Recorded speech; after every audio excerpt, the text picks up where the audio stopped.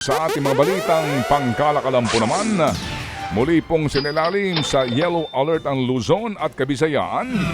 Alauna ng hapon kahapon. Katunayan, umabot pa ito sa red alert sa Visayas mula alas 5 ng hapon hanggang alas 9 po ng gabi. Tsaka ito ibinaba sa yellow alert at tuluyan pong tinanggal isang oras makalipas. Sa Luzon naman, tumagal po ng 10 oras ang yellow alert na dineklara alauna po ng hapon.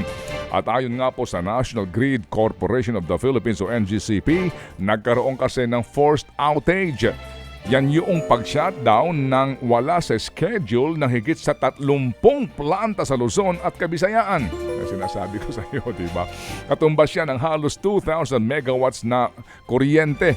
May mga planta rin po sa Luzon at Kabisayaan na tumatakbo sa derated capacity o mas mababang kapasidad.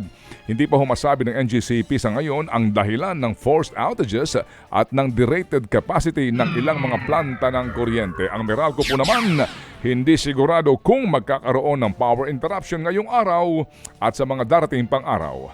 Sinisilip na ng Land Transportation Franchising and Regulatory Board o LTFRB ang epekto ng operasyon ng motorcycle taxis sa mga pampublikong sasakyan. Kasunod yan ang mga umano'y reklamo ng jeepney at tricycle drivers na nababawasan sila ng pasahero.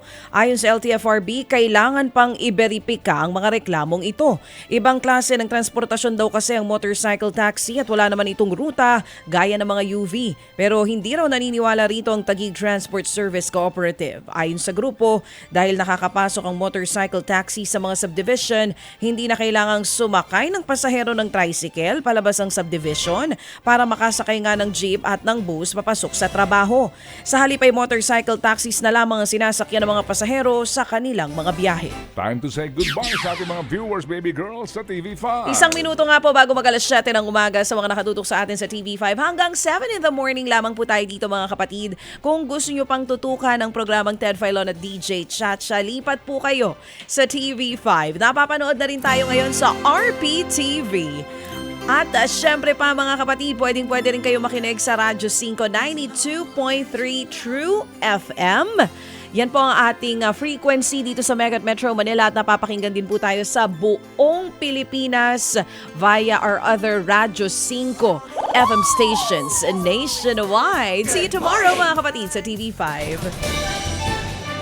Sa ilang pang mga balitang pangkalakalan, nilinaw naman ni Bangko Sentral Governor Eli Remolona na hindi bumaba ang halaga ng piso dahil sa humina ito.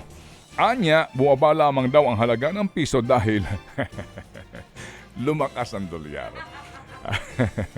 Maaari daw may epekto rin daw ito ang senyales ng US Federal Reserve na matagal pa bago nila tabasan ang kanilang rate cuts. Posibleng nahila rin daw ho ng mga lumalalang tensyon sa gitnang silangan. Nito Martes, nagsarado po sa 57 level ang piso kontra US dollar. Ang pinakamababang halaga nito sa loob ng 17 buwan. Hindi raw po humina ang piso. Lumakas lang ang dolyar. Ang point ko, hindi yun ang point ko. Kumbaga, hindi ka late.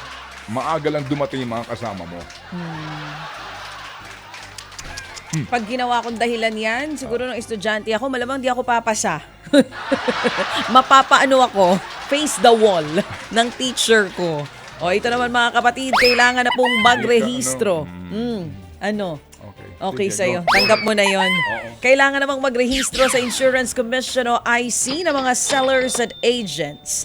Layo ng IC na magtatag ng publication registry ng mga lisensyadong agent. Para raw ito sa proteksyon ng mga consumer. Kailangan na rin daw ng mga insurance company na gumawa ng sarili nitong registry ng mga ahente. Kung saan po pwedeng makita ng publiko ang kanilang pangalan, license number at maging validity ng lisensya. Sa ilalim ng insurance code, mga taong binigyan lamang ng lisensya ng IC ang maaaring magtrabaho bilang insurance agent.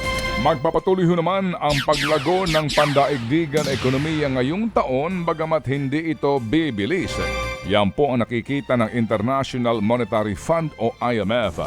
Sa pagtansya po ng IMF, nasa 3.2% ang global economic growth ngayong kasalukuyan taon. Kung sakasakali, Pareho po lamang ito sa naitala noong pong nagdaang taon. Sa ngayon ay nabawasan na ang mga bansang may iniinda pa ring epekto mula sa pandemya. Yun nga lang, may mga ekonomiya din pong hirap daw hong ibalik ang inflation sa kanilang mga target gaya po na lamang ng Estados Unidos.